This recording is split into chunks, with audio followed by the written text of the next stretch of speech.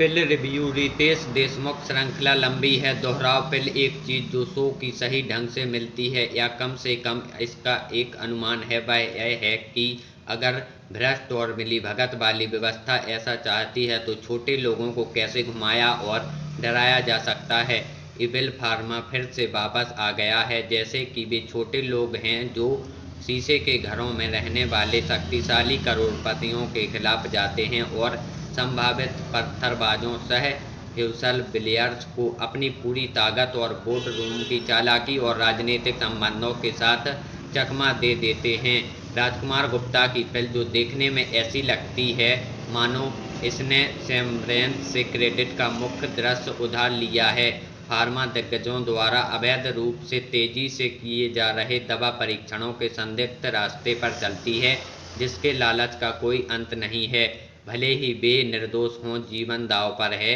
इस 8 भाग की श्रृंखला में गोलियथ फॉरएवर फार्मा पवन मल्होत्रा के ऊपर से सुबह अंदर से हैवान सीईओ हैं जो अपने बेटे बाइक की पूरी श्रृंखला की मदद से अपने साम्राज्य पर शासन करते हैं।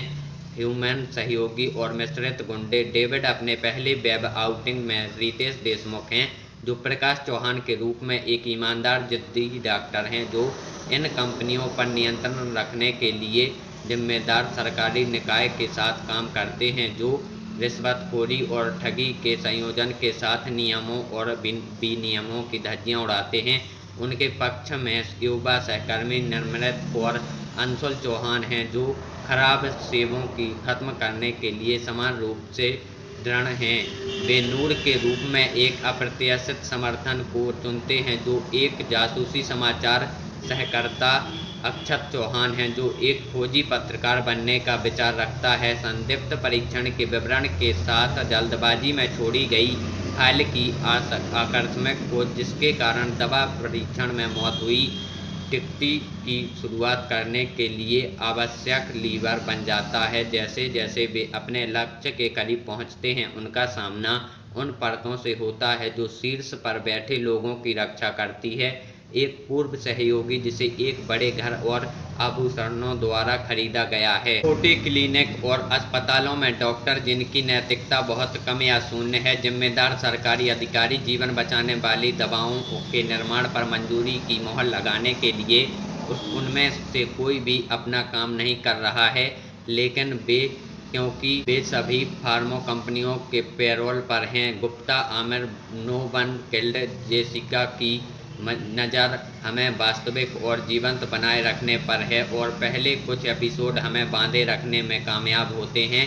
मुख्य पात्रों के निजी जीवन के टुकड़े रंग जोड़ते हैं। असंतुष्ट बबीता के रूप में नेहा सराफ जो बेहतर जीवन का सपना देखना चाहती हैं कि पति प्रकाश उसे बेब कहें, एक छाप छोड़ती हैं। एक मोटी मोटी बंगाली अधिकारी जिसे अपने समोसे बहुत पसंद हैं लेकिन बहुत अधिक सवाल पूछने वाले परेशान करने वाले अधिकतम नहीं भी ध्यान आकर्षित करती है, जैसा कि मुँह लहजे वाला एक दक्षिण भारतीय करता है जो दोषी अंतकरण की तुलना में पैसे का रंग अधिक पसंद करता है। लेकिन जब तक यह चौथे एपिसोड और उससे आगे तक पहुंचाता है यह चीज़ों को खींचने, अनुक्रमों को दोहराने और युक्तियों का सहारा लेने के जाल में फंस जाता है। परिणाम स्वरूप विश्वसनीयता खत्म हो जाती है।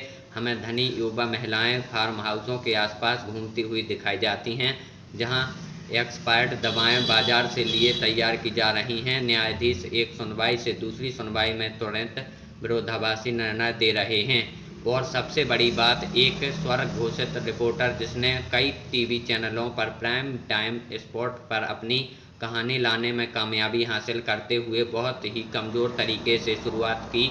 अक्षत चौहान एक प्रतिभाशाली अभिनेता हैं लेकिन इसके लेखक भी हैं। शो को वास्तव में टीवी न्यूज़ में समय बिताने की ज़रूरत है यह देखने के लिए कि चीज़ें कैसे काम करती हैं। देशमुख अपने धैर्य और साहस के साथ एक साधारण व्यक्ति के रूप में अच्छा काम करते हैं और हमें आगे बढ़ाते रहते हैं। साथ में अंशुल चौहान भी हैं जो उन्हें सक्षम कंपनी देते हैं। मैंने हमेशा पवन मल्होत्रा के प्रदर्शन का आनंद लिया है लेकिन यहाँ वह इसे एक कटी आंखों वाले राक्षस के रूप में पेश करते हैं।